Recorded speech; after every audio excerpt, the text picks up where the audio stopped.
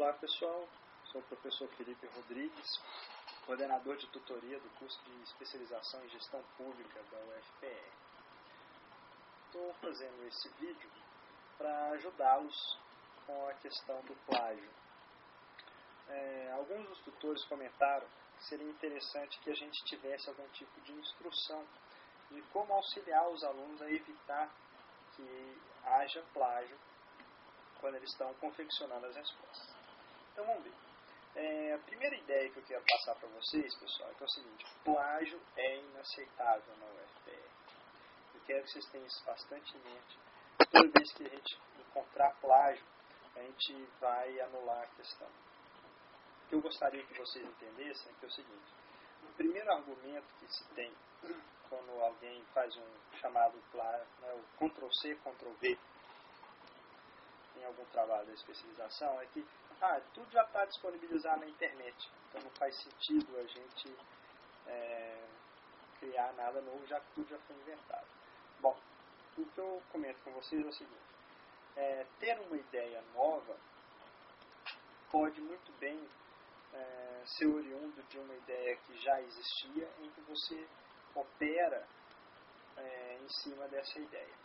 O que eu quero comentar com vocês é o seguinte: a operação dessa ideia, ela transformaria um raciocínio, ou um fato, ou alguma coisa que alguém já publicou, em uma ideia trabalhada, cuja aplicação seria sua. E a gente então evita de fazer o plágio, com o adicional de que a gente vai, de fato, ter uma melhoria do aprendizado,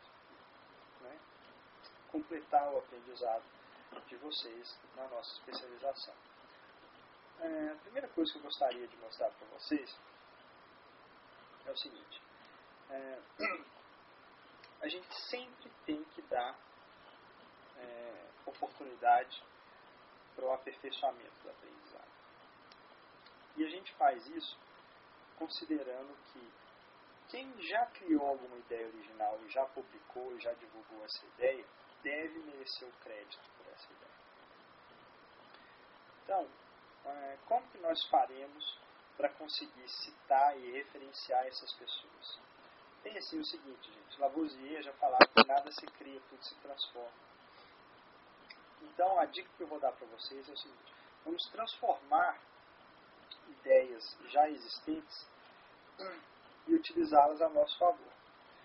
Significa o seguinte: então nós vamos reescrever com as nossas próprias palavras. Não, reescrever com as próprias palavras também é plágio. É a mesma ideia com outro texto.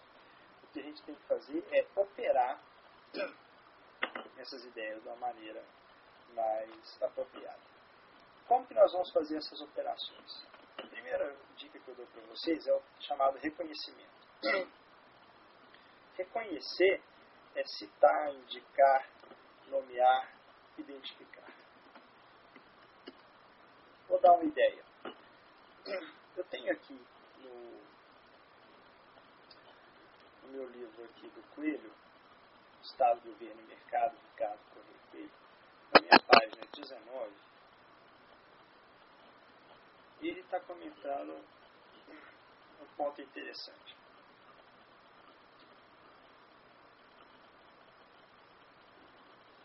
Veja aqui.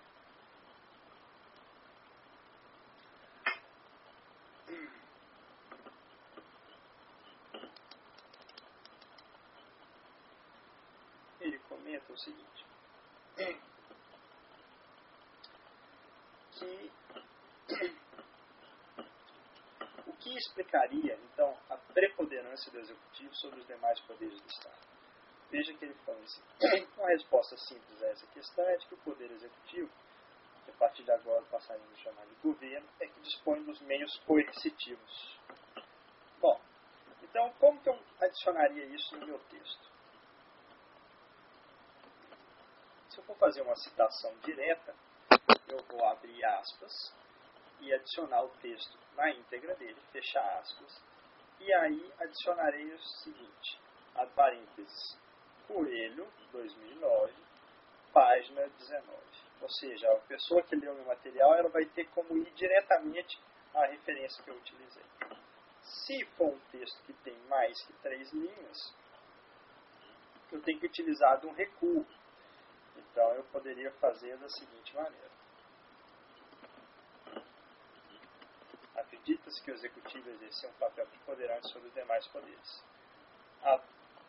Abro aspas, escrevo ipsis literis o que o Coelho escreveu e reconheço depois a obra dele, citando ele, o título que a obra foi publicada e a página. Lá, ao final do nosso texto, eu vou comentar um pouquinho sobre referências bibliográficas. Olha, uma citação direta, ela sempre deve ser olhada com cuidado, porque você não está adicionando nada, você está simplesmente reproduzindo. No jargão da internet, Ctrl+C, Ctrl+V.